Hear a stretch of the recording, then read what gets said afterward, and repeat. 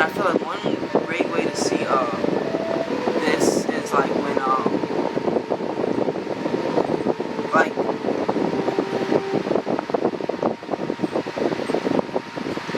like when a sperm and a germ or an egg unify, you know what I'm saying? The sperm, okay, now like, even this concept is like super duper deep, like the knowledge you can learn from the sperm and the egg's interaction. But the reason why I just bring it up is because once the sperm joins the egg, both the egg and the sperm have sacrificed their independence, their individual existence, and now they have unified into one being, right? That now is sure the continuation of the sperm and the egg, but before it could come to being, the sperm and the egg had to sacrifice, right, to die. Yeah, had to sacrifice themselves, right, to die.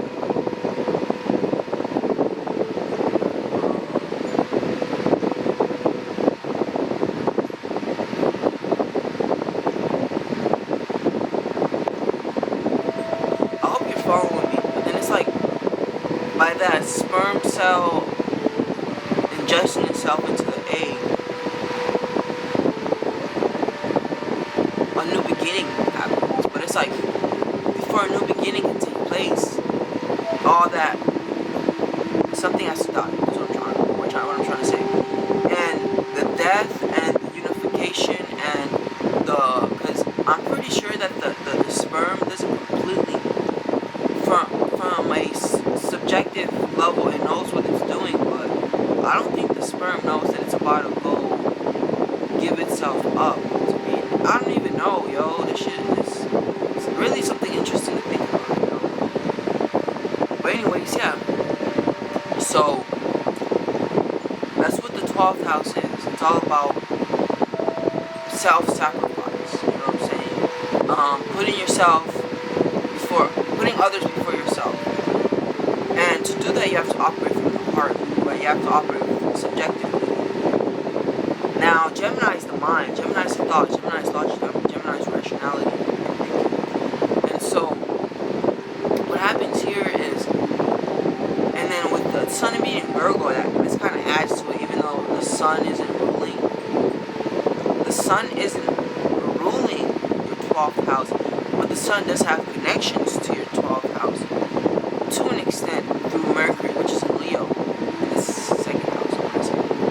Now, let's get back into 12th house of Gemini. So what happens here is, there are certain things we're not supposed to add logic to, we're not supposed to add rationality to. You know, there are certain things that we're supposed to allow, we're supposed to surrender to, we're supposed to let go to, we're supposed to, we're supposed to surrender to, we're supposed to let go of. But when the active energy of Gemini comes into 12th, the mental active energy of Gemini comes into 12th house, then what may happen here is we may find ourselves trying to like logicalize and rationalize certain things that we're not really meant to add logic. And so that's why there's a square here between the 12th and the energy of Gemini, you know, because there are certain things that we're just supposed to intuit, you know, and that we're just supposed to understand through the energy of Pisces. Now, the key difference between Pisces and Gemini also is that Gemini is, I think, you know, it's all about thoughts. Meanwhile, Pisces is I believe, you know, believe is all about, it's more subjective and it's more emotion. But the thing about belief is beliefs are a collection of thoughts, right? A collection of the Geminian energy. So, if belief, which is Pisces, is a collection of the Geminian energy, but then Gemini is just one of those many thoughts. And what happens is, they can even, like this just came to me, one of the ways it can manifest is the awareness of detail detail that kind of may lead someone, like what I'm trying to say is the awareness and the attention of detail and the recognition of the devil in the detail may be one of the paths of self-sabotage and self-ruin, but that is very recognized even by you having your sun in Pisces, you know what I'm saying? Your sun in Virgo, my bad, Pisces is the opposite. Sun in Virgo, you know what I'm saying? Now, Gemini, I also want to say is, traditionally Gemini rules the third house, you know? Ruling the third house, Gemini is not really cosmic, it's not really complete,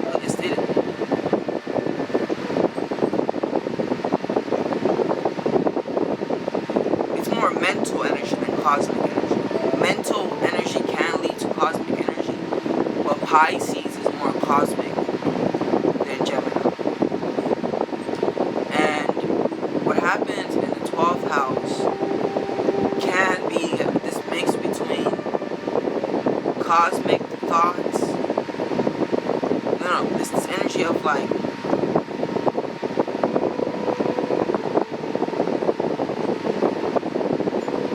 wow, okay, so a square is not always, the squares are the hardest aspects in astrology, but they're not really always a bad, I don't see them as bad things, because they show you what you need to go through and what you need to learn, you know.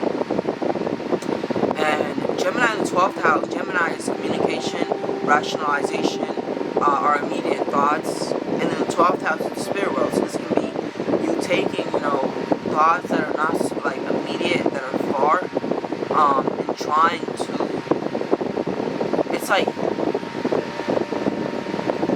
taking the grandiose language of things of spiritual nature and kind of filtering them through that Gemini energy of simplicity to an extent.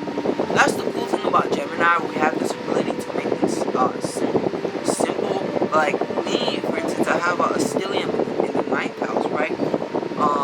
And so the 9th house is the house of philosophy, spirituality, higher thought, higher logic. So I am taking higher thought, higher logic, higher rationality, and I'm putting simple terms and simple logic to it. You know what I'm saying? Now, Sagittarius and Gemini oppose each other, and opposition is not as hectic and chaotic as a square, you know what I'm saying? So, like, it kind of plays out to my advantage, having that energy here, but then when it comes to the 12th house, it's just what I'm trying to say is, there are so many things of the spiritual world that don't even belong to that we can't find in the physical world, and a lot of us speak of this new world, this new age that we're coming into, but the reason why it's happening now, right? Because the age of Aquarius, many argue it began in the 2000s, you know what I'm saying? I was born in 2001, but it began in the 2000s, you know what I'm saying? And I was born in the Aquarius generation, because my generation has, you know, Uranus and Neptune in Aquarius. But the reason why I bring this up is because, see, it's not that this new world is going to all of a sudden submerge from the outside and then infect us internally, but in reality, it's going to emerge from the inside and affect all things around us, you know what I'm saying? And so, Aquarius is a sign. But anyways, Aquarius is a sign that deals with the cosmos, like the cosmic man, you know. I was gonna say like the spaceman, like the mankind, or the man slash woman who has recognized that she is more than this physical body, and now she exists cosmically, you know what I'm saying? She does her bidding not only physically but cosmically. That's like Aquarius energy. That's like 12th house energy. That's Pisces energy. You know what I'm saying? Aquarius, Pisces in the 12th house energy. Also, Uranus, Neptune, and Pluto energy. These are all planets that if we'll look into this later, you know. But I'll say it like this now. These are planets that if they are aspecting your personal planets, so like especially the Sun, Moon, Mercury, and Venus, if they're aspecting those planets, then what happens is you become not of this world. You become out of this world. And this is because Uranus, Neptune, and Pluto aren't planets that originate from our solar system. They're in our galaxy. They came from another solar system from our galaxy. You know what I'm saying? This is recognized as astrologically as well as astronomically. And the simple fact of the matter is I forget the astronomical word for it, so I'll say the path. The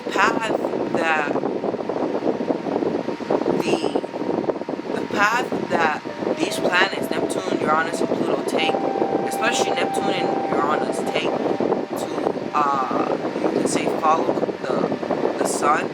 It's very eccentric. It's all over the place. You know what I'm saying? But that not really exposes it as much as the fact that Neptune and Uranus's moons, they are rotating counterclockwise to every single planet inside of Saturn's boundary. You know, it's really deep. But Saturn is really the boundary planet. You know, I'm sure where Saturn rules reality, right? Saturn rules the physical world, and Saturn really is where all things of Earth stop. Once we pass Saturn, we're going into Uranus, Neptune, and Pluto, and that's a completely different world.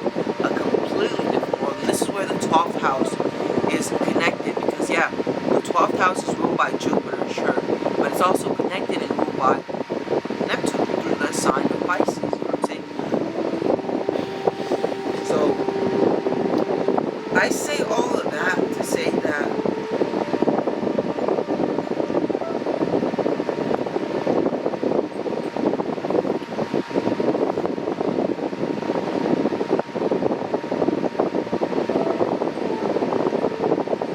the learning process with Gemini in the 12th house has to deal with channeling. Gemini, right, the messenger, communication, short distance travel, 12th house, the spirit world. But this summons images of Mercury in my mind. You know what I'm saying? The god, the Roman god Mercury. You know what I'm saying? Or Thoth, Tahuti. You know, because Thoth was bringing the things of the spiritual world into the physical world, and he was doing it through Gemini. You know, because Virgo and Gemini are both ruled by Mercury, but Virgo is the feminine expression of Mercury. So that means that Virgo is like, you know, no, you don't know what it means. Well, you do know, of course, you're Virgo. But what I was trying to explain is Gemini is more externalized with its mental abilities, mental capacities. Gemini expresses through music. You know, lyricism. There's a bunch of famous lyricists. Tupac, Biggie, Kanye West. I said Kanye West, I meant to Kendrick Lamar. Kanye West is a Gemini as well. All the air signs in general dominate music, you know what I'm saying? But yeah, that's what Gemini is. It's logic, communication, the externalization of one's intellectual properties. But then Virgo is more of the internalization of one's mental properties. So Virgo